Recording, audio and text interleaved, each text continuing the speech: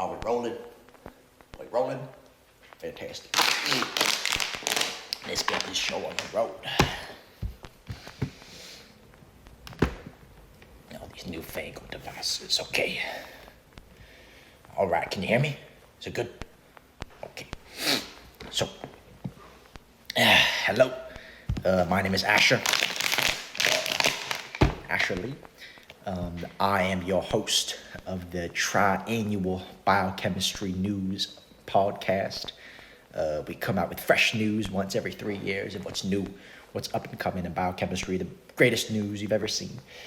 And today's topic, morphine. Who here absolutely loves morphine? I do. Am I the only one here who loves morphine? Well, okay, let me put it this way, y'all. 3 years ago, I had to get my hip replaced, and I'll tell you, that was probably one of the worst pains I've ever felt. Much worse than what happened back in Nam in 71.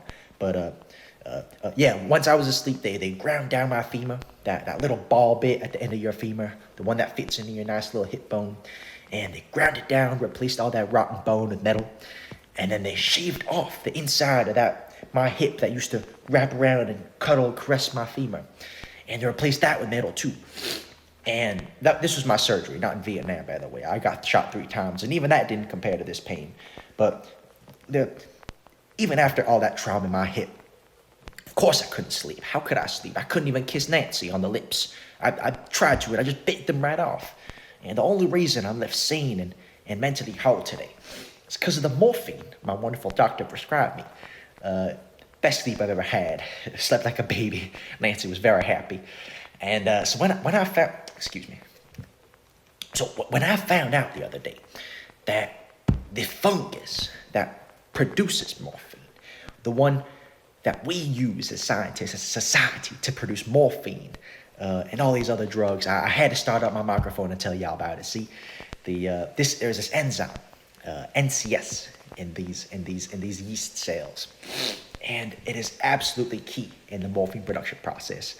And its job, this NCS enzyme, is to combine dopamine and this other compound, HPAA. And these two combine to create norcochlorine. So dopamine and HPAA you can completely forget about. That's just what NCS works with. But norcochlorine is pretty important. This is the most basic precursor to making all the benzyl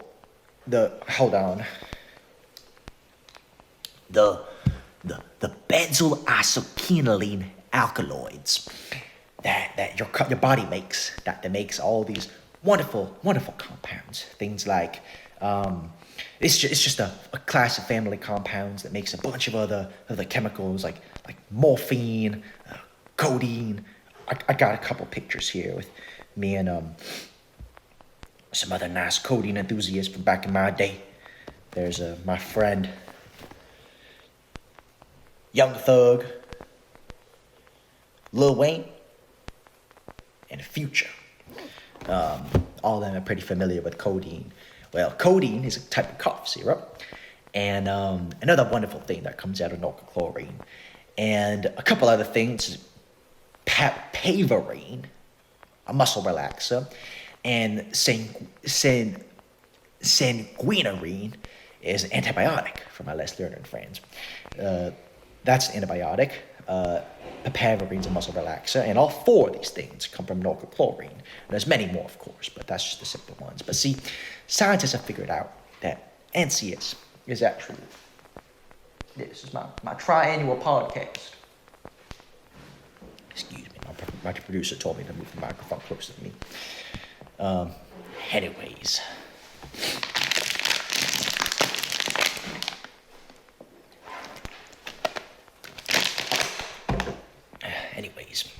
Well, see, the thing about NCS is it is actually toxic in all the yeast cells that actually produce it. See, NCS goes off, and after it does its job in combining dopamine and HPA8, and it causes way too many side processes and side effects in these yeast cells, and it ends up killing them, and it ends up affecting the norcochlorine titer. Titer just means the final concentration of a particular compound at the end of a process. And see, that's why the final output of morphine is so strictly regulated. It's because of this enzyme. You can only make a certain amount of norcochlorine out of these yeast cells before they all die off, and you need to go find more of them. But see, scientists have done is they've taken the NCS enzyme and they've managed to compartmentalize it and move it into these unused organelles inside cells called these peroxisomes. And so usually these peroxisomes in other mammalian cells are filled with other little organelles, enzymes, and proteins and digestive processes to break things apart. But in yeast cells, they're largely unused. And so the researchers, let me get their names right. It's Parber S. Ruel, Jennifer A. Sampson, Jordan J. Baker, Brian Troy, and John E. DeWeber. They were able to make these safe little factory workshops for NCS to work in. They did this by taking advantage of those unused peroxisomes in those yeast cells, and they managed to tag on an EPBS tag onto those NCS tags, onto those NCS proteins that directed them straight to those peroxisomes, where they safely do their work, unaffected by all the cytosolic ingredients, and therefore killing the cells. And they just do the work inside these factories. All the reactants that NCS needs flows right in. They all diffuse right across that peroxisomal membrane, and all the products that NCS makes diffuses perfectly out of that membrane. And so, through that method, NCS is able to only work with the reactants it needs without drawing upon the rest of the dangerous byproducts that it can create when it's in the cytosol, because that's when it's a problem. And so, these scientists also experimented with increasing the size of these peroxisomes to fit more NCS enzyme inside of them. They also made them more stable, tested a lot of different strains of peroxisomes, trying to create the best amounts of norcochlorine titer, aka morphine, and the results have been fantastic. The EPBS enzyme tag works perfectly well to get that enzyme back into that peroxisome, making sure that it's well hidden in there. They've done a bunch of fluorescence and dye testing connected to that NCS protein to make sure that it's all in there. And once it's in there, that reticuline titer has gone right up. And so, that is the cutting edge of research. I will now link down below a link to the original paper that you can read.